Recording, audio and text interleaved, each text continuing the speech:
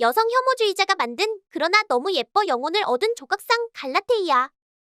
끊어. 아, 이놈의 인기는 정말. 이왕이면 다홍치 말하다니. 남자들은 왜 미인에게는 정신을 못 차리는 걸까? 내가 미인인 걸 인정하는 거야. 뭐가 먹고 싶은데? 눈치는 빠르다니까. 오늘은 정말 너무나 예뻐서 인간이 된 조각상 이야기를 해주지. 난 다홍치마보다 추름이 좋다고.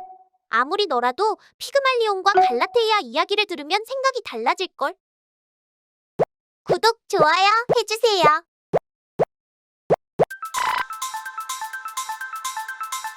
바다에 떨어진 제우스의 정액에서 태어나 조가비를 타고 키프로스 섬에 상륙한 아프로디테 여신은 그 섬의 여인들이 자신의 신성을 인정하지 않는다는 사실에 약이 올라 그들을 최초의 매춘부로 만들어버렸습니다.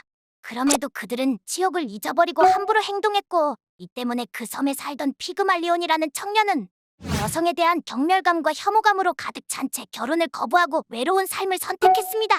그러던 어느 날 피그말리온은 눈처럼 새하얀 상아로 아름다운 여인상을 조각했고, 그 아름다움에 취해 매일 같이 그 조각을 바라보고 어루만지며 그 입술에 입을 맞추고 여인들이 좋아할 갖은 보석과 옷으로 아름답게 치장해 주기도 했습니다. 어느 아프로디테 축일, 섬 사람들은 모두 암소와 꽃, 장려 등을 가져와 여신에게 자기의 소원을 빌었는데, 피그말리온은 여신의 제단 앞에 나아가 신이시여, 제게 아내를 내려주시옵소서 하고 기도했습니다. 축일을 위해 그 자리에 와 있던 아프로디테 여신은 그의 속마음을 알아차렸고 그 정성에 감동해 소원을 들어주었습니다.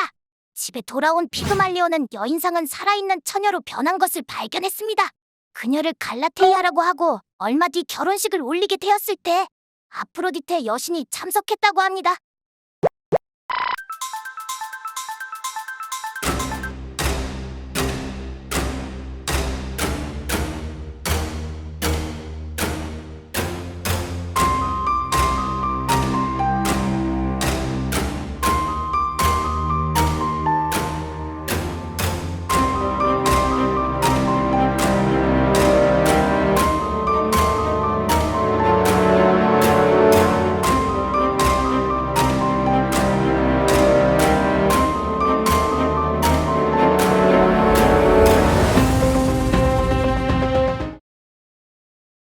피그말리온 이야기는 그가 키프로스의 왕으로 나오는 버전이 있지. 역시 그 이야기도 여성을 혐오하던 피그말리온 왕이 이상적인 여성을 조각하고 조각상에 빠지고 말지. 그리고는 여신의 도움으로 피그말리온은 이룰 수 없는 사랑을 실현하지. AI에게 이 이야기를 현대적으로 재해석한다면? 이라고 물었지. 그랬더니 이 고전적인 신화는 현대의 비현실적인 기대의 위험과 타인을 있는 그대로 받아들이는 것의 중요성에 대한 이야기로 재해석될 수 있다고 해. 완벽한 여자에 대한 피그말리온의 욕망은 그의 판단력을 흐리게 하고 불행하게 만들었다는 것. 메시지는 분명하다. 비현실적인 기대를 버리고 불완전함에 관계없이 모든 형태의 사랑과 아름다움을 포용하는 것이 중요하다. 라면서 소셜미디어와 미디어가 일반적으로 아름다움과 완벽함에 대한 왜곡된 관점을 제시하는 오늘날의 세계에서 피그말리온 이야기는 경고적인 이야기 역할을 한다. 고 AI는 답하더구만.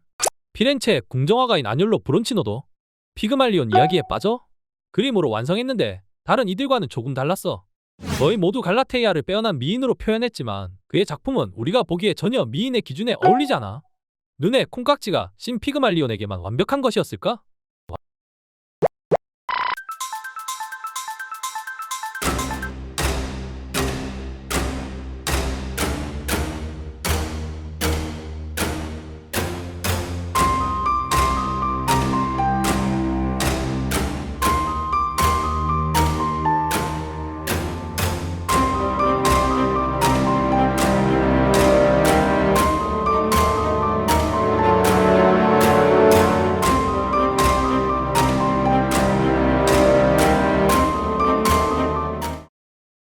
보통 여자들은 미모의 여자를 보면 흉을 보는 것으로 만족하지만 남자들은 소유욕이 발동한다고 합니다. 특히 사회적으로 인정받는 사람들일수록 그런 경향이 더하기도 합니다. 그런데 남자들이 수단과 방법을 가리지 않고 소유하려 해도 미모의 여성이 거부할 때도 있잖아. 그래서 미모는 축복인 동시에 재앙일 수도 있는 거지. 그런 점에서 피그말리온은 반항하지 못하는 미인을 선택한 거지.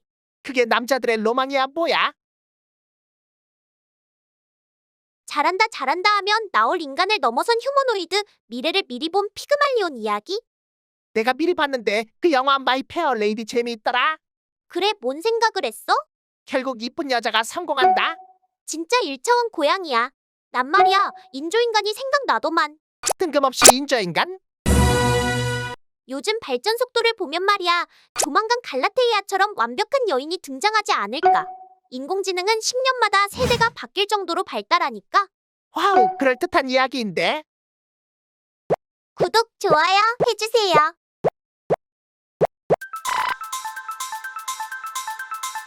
오드리 헵번이 주인공 역을 맡은 마이 페어 레이디라는 영화가 있습니다. 한 음성학자가 사투리를 찍찍 내뱉는 미천한 하류증 여성을 하나 골라 어법과 화법을 공들여 교정한 뒤 귀부인으로 만들어 사교계에 데뷔시킨다는 이야기입니다.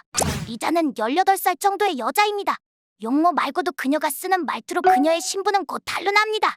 사투리 하나로 그가 영국의 어느 지역 출신인지를 3m 안까지 알아내는 음성학자 히긴스 교수와 역시 음성학을 연구하는 피커링 대령이 이 소녀를 주목합니다. 소녀를 6개월 안에 가든 파티에서 공작 부인 행세를 하는 수준의 숙녀로 만들겠다는 것이었습니다. 두 사람은 완전히 다른 인간으로 변화시키기에 안간힘을 씁니다. 드디어 시험일이 왔습니다. 천박한 언어를 쓰던 리자가 고급 영어로 말을 하자 사람들은 그를 거리에 꼽하는 여자가 아닌 공작 부인, 나아가 왕의 딸 공주로 인식합니다. 영화 마이 페어 레이디는 영국의 극작가 조지 버나드 쇼의 희곡을 영화화한 작품인데 원작의 제목은 피그말리온입니다. 바로 피그말리온과 갈라테이아 신화 이야기입니다. 여기에서 피그말리온 효과가 나왔습니다.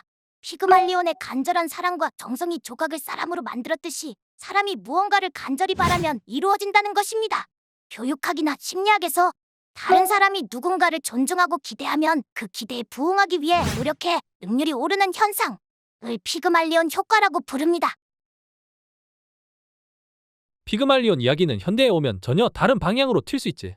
인공지능, 로봇, 휴머노이드 등으로 이어지는 과학기술의 발전에 의한 새로운 논쟁점에 다다르게 될지도 모르지.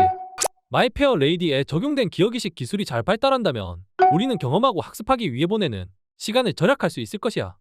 우리 인간은 일생의 대부분을 이런 경험과 학습 그리고 그것의 중요성을 판단하고 선택해서 정리하고 다시 익숙해지기 위해 보내고 있는데 만약 그런 기억을 모든 과정을 포함해서 온전히 이식받을 수 있다면 우리는 인생을 다르게 살 수도 있지.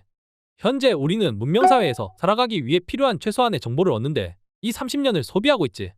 그리고 생존과 번성이라는 생물 고유의 목적을 위해 다시 남은 인생을 보내고 있지. 기억을 이식하는 기술이 발전하게 되면 우리는 부작용 없는 기억 이식을 통해 좀 더 일찍부터 인간 본연의 가치와 나아갈 바에 대하여 자라게 될 것이고 그렇게 해서 얻는 새로운 기억은 다시 누적되어 다음 세대로 이식되어 갈 것이지. 그런 반복을 통해 우리는 자연적인 진화보다 수천 배나 빠르게 획기적인 마음의 진보를 이루어내며 더 빨리 다음 단계로 성장하는 진화를 이루어낼지도 모른다는 희망을 갖게 하는 거야.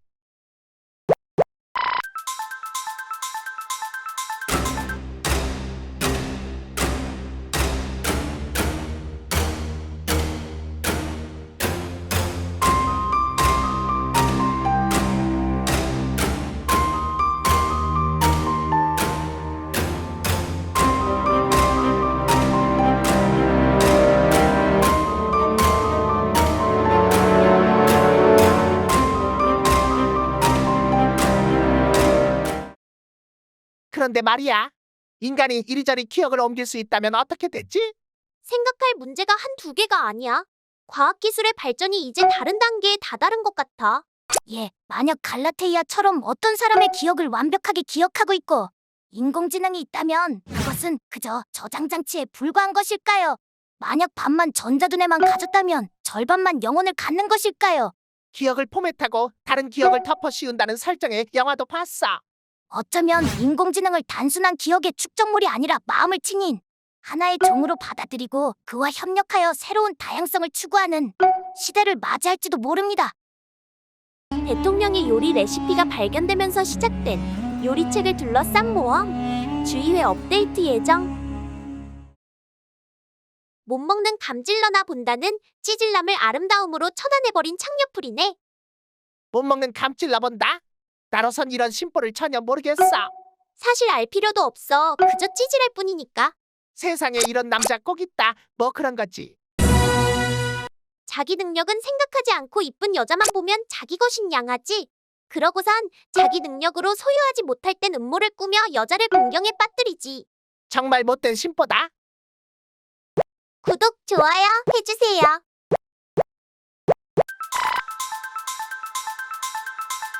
프리네는 기원전 4세기경 그리스 아테네 시대의 헤타이라라는 창부보다 조금 나은 직업의 여성입니다. 대단한 미인이었던 프리네는 그러나 돈과 권력을 가진 남자라고 해도 자신의 마음에 들지 않으면 절대로 사랑에 빠지지 않는 성격의 소유자였고 그 때문에 화를 부르고 맙니다. 그녀에게 마음을 빼앗겼지만 결코 그녀를 소유할 수 없었던 에우티아스는 프리네에게 신성모독죄라는 누명을 씌웁니다. 신성모독죄는 사형에 해당되는 큰 죄인데 프리네를 남의 힘을 빌려 죽음에 처하게 하는 것으로 복수하고자 했습니다. 법정에서 그녀를 변호한 히페레이데스는 불리한 상황에서 배심원들에게 그녀의 아름다운 몸매를 보여주며 이렇게 주장했습니다. 신이 자신의 모습을 빌려줄 정도로 아름다운 그녀를 죽일 수 있겠습니까? 배심원들은 그녀의 아름다운 몸매를 보고 신의 의지로 만들어낸 완벽한 몸매이기 때문에 인간이 만든 법으로 그녀를 벌할 수 없다 고 판결을 내렸다고 합니다. 화가장 네옹제롬은 배심원들 앞에 프리네라는 제목으로 재판을 극적으로 묘사했습니다. 그림에서 히페레이데스에게 옷을 벗긴 채 서 있는 프리네는 부끄러워 얼굴을 가리고 있습니다. 화면 왼쪽 끝에는 고발자 에우티아스가 있는데 그의 얼굴을 프리네의 옷으로 히페레이데스는 가려버립니다. 프리네의 얼굴을 가려 오히려 몸매를 강조했고 붉은 옷을 입은 배심원들은 그녀를 보기 위해 목을 빼들고 있습니다. 프리네의 무죄를 증명하는 증인이라는 것을 웅변하고 있습니다.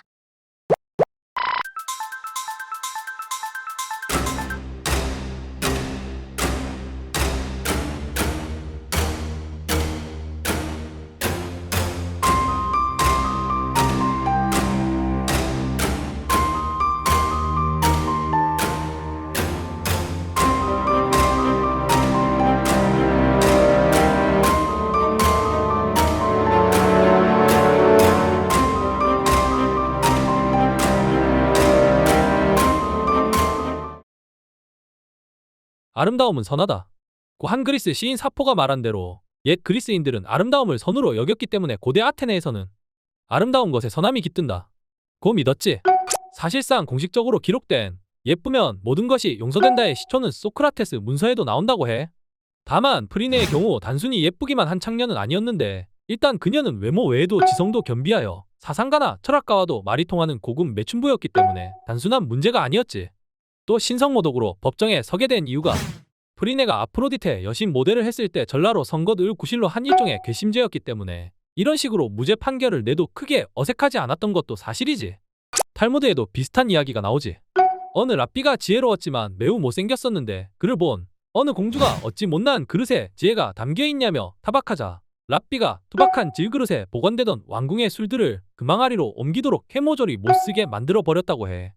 아라비안 나이트에도 육모가 빼어난 젊은 사내가 자신이 사람을 죽였으니 엄벌을 내려달라고 요청하러 재판관을 찾아갔지만 관중들이 그와 같은 미남 청년이 살인 같은 악행을 저지를 리 없으니 살려줘야 한다고 주장하는 이야기가 있지.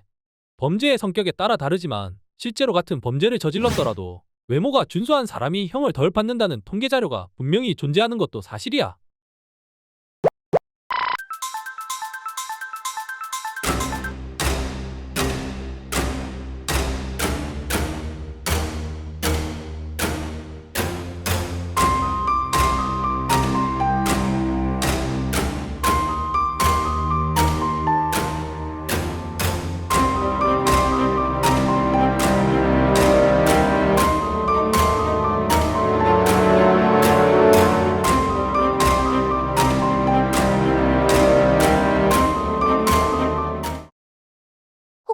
혹시 말이야, 홍하나수라는 말을 아나? 설마 내가 알 거라 생각하고 묻는 건 아니지. 아름다운 여인은 재앙을 가져온다라는 뜻이지. 뭔 얘기를 하려는지는 알겠어. 그렇지. 죽기 살기로 쫓아다니다 관심받지 못하면 비난하고. 결국은 너 때문에 망했어라고 한다는 거지. 잘 생각해보면 미인이 문제가 아니라 찌질한 남자들이 문제인 거지. 외모지상주의도 문제야, 문제. 앞으로 그 문제도 생각해보자고. 직접 보세요. 그녀 자체가 조각으로 빚은 여신입니다. 세계 최초로 예뻐서 무죄받은 여자? 프리네. 장 레옹제롬, 니콜라이 파블렌코, 구스타브 블랑거. 이 중에 아는 사람 있어? 아니 공통점이 뭔지 알겠어? 발음도 잘 안 되는구만. 뭘 알겠어. 모두 프리네라는 사람을 그린 유명 화가들이야. 엄청난 미인이었나 보구만. 그리스 아테네 시대의 여자들은 결혼을 하면 사람들 앞에 나설 수 없어서 안주인 역할을 해주는 사람이 필요했다고 해. 그녀들을 헤타일이라 했는데 미모는 물론 술자리에서의 예법과 교양까지 요구됐다고 해. 어허, 흥미로운 이야기인데. 구독, 좋아요 해주세요.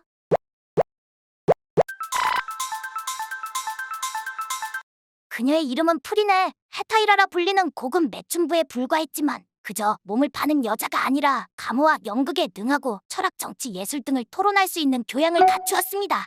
그녀는 당대의 유명한 조각가 프락시텔레스가 크니도스의 아프로디테를 만들 때 모델로 뽑힐 정도였습니다. 알렉산드로스의 공격으로 무너진 테베의 성벽을 재건할 때 공사비를 부담해 알렉산드로스 대왕에 의해 파괴되고 창녀 프리네에 의해 복원되다 라는 문구를 성벽에 새기기도 했습니다. 프리네는 자기 눈에 드는 남자를 골라서 상대하는 수준에 이르렀는데 이른바 선택받지 못한 남자들은 질투에 눈이 멀기도 했습니다. 그중 하나가 에우티아스라는 고관대작이었습니다. 태자를 맞은 에우티아스는 그녀가 신전에서 엘레우시스의 신비극을 공연하면서 벌거벗고 출연해 춤을 춘 것을 교묘하게 모함해 당시 최고 무거운 죄인 신성모독죄를 씌우는 바람에 사형을 받게 될 처지에 놓였습니다. 에우티아스의 위세에 프리네의 죄를 심판하는 배심원들은 이미 그녀의 유죄를 단정하고 있었습니다. 그녀의 동료 헤타이라들은 구명운동에 나서고 히페리데스를 변호인으로 내세웠습니다. 변호인 히페레이데스는 법정에서 열변을 토했지만 배심원들의 생각은 꿈쩍도 하지 않았습니다. 실정법 차원에서는 무죄 가능성이 없다고 여긴 히페리데스는 갑자기 프리네의 허리끈을 풀고 힘차게 가운을 휙 벗겨 나체로 만들어버렸습니다.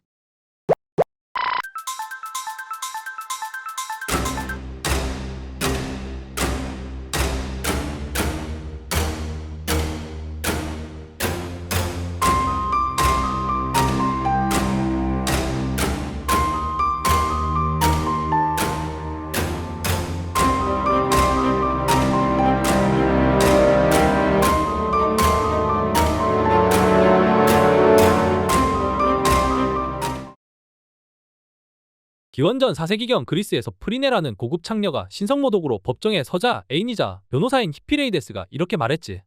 아름다우니 용서해달라. 정말 나쁜 사람이라면 아프로디테 님께서 친히 자신의 몸 매무새를 빌려주지 않았을 것이다. 라며 재판원들 앞에서 옷을 벗겼고 그걸 본 재판원들은 그야말로 아프로디테의 현신이라며 무죄 선고를 내렸다고 하지. 그녀는 당황하는 척하며 콘트라포스토 자세를 취했는데 이는 모델이 가장 우아해 보이는 포즈로 체중을 한쪽 다리에 실어 몸의 실루엣을 한층 돋보이게 만들어준다고 해. 더구나 부끄러운 듯 팔로 눈을 가린 그녀의 몸짓은 배심원들에게 그녀의 몸을 마음껏 훔쳐볼 수 있게 만들어줬다고 하지. 직접 보세요. 신성모독이 가능하긴 합니까? 그녀 자체가 조각으로 빚은 여신상입니다. 꼭 죽여야 속이 시원하겠습니까? 저 완벽한 아름다움은 신의 의지로 받아들여야 한다. 신의 의지 앞에서 사람이 만들어낸 법은 효력을 발휘할 수 없다. 그러므로 무죄이다. 법정은 아름다움 앞에선 어떠한 논리나 법도 무시된다는 극단적 탐미주의, 미모지상주의를 보여준 거지. 신성한 장소에서 옷을 벗었다는 이유로 기소된 그녀가 또 다른 신성한 장소에서 아름다운 알몸을 드러냄으로써 목숨을 건진 아이러니한 사건이지.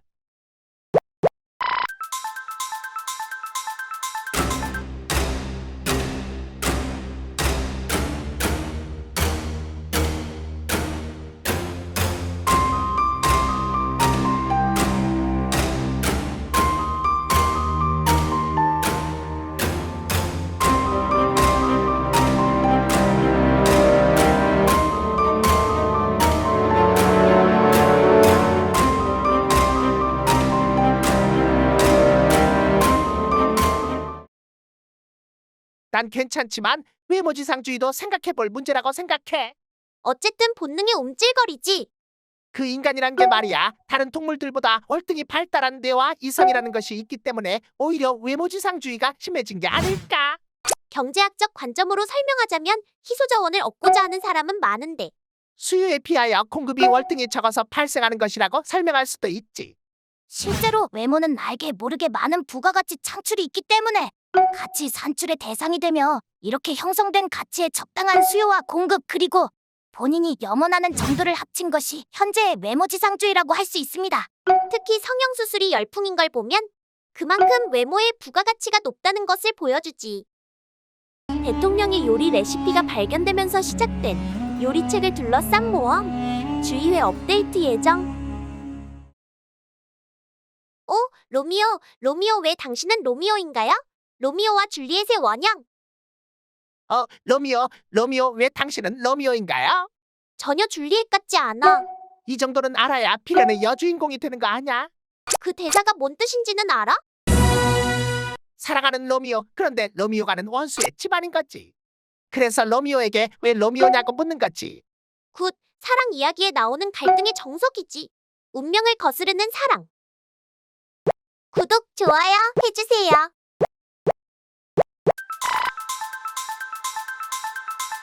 한마을에 살던 젊은 남녀가 첫눈에 운명적인 사랑에 빠지지만 양가 부모의 심한 반대 끝에 결국 사랑은 안타까운 죽음으로 끝난다.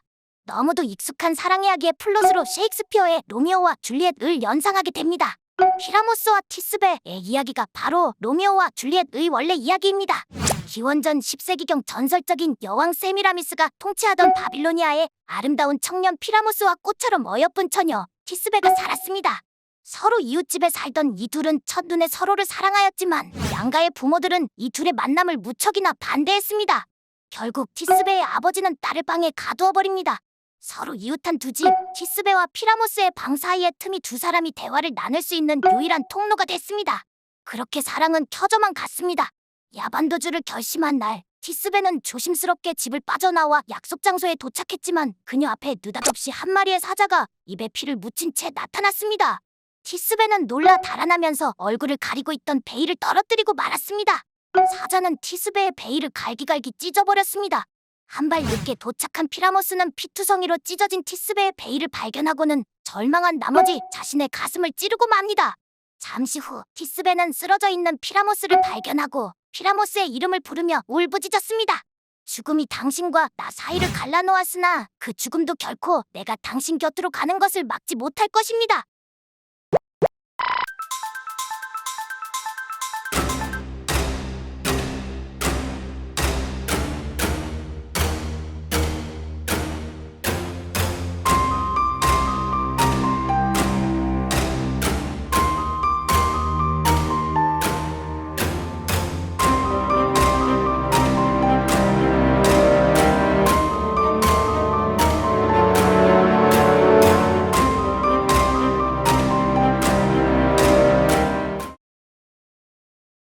피라모스와 티스베, 이 둘의 피는 상처로부터 샘솟듯 흘러내렸고 피는 땅 위에 흘러 뿌리에 미치고 그 붉은 빛깔은 줄기를 타고 열매까지 올랐지. 흰 뽕나무의 열매는 두 사람의 피로 물들어 진홍색으로 변해서 오늘날까지 뽕나무는 새빨간 열매를 맺게 됐다고 해. 피라모스와 티스베는 로미오와 줄리엣처럼 엇갈린 사랑과 오해로 죽었어. 심리학 용어 중에 로미오와 줄리엣 효과라는 것이 있는데 이는 외부 압력이 거세질수록 남녀의 사랑이 깊어진다는 인간 심리에 대한 일종의 청개구리 효과를 말하지. 문학에서 비극은 흔히 순수하고 진정한 사랑과 관련되어 있지. 아벨라르와 엘로이즈, 폴과 비르지니, 그리고 트리스탄과 이졸데 역시 같은 희생을 치렀지. 러브스토리나 타이타닉 같은 현대의 영화도 비극적인 설정을 기본으로 하는데 사랑의 간절함은 시대가 바뀌어도 이야기를 들려주는 사람이 변해도 그대로이지. 이처럼 사랑이란 시련에 맞닥뜨릴 때면 어떠한 것도 심지어 죽음까지도 대수로워지지 않는 담력을 이끌어내기에 세대와 국경을 넘어서 사랑은 위대하다고 하는 거지.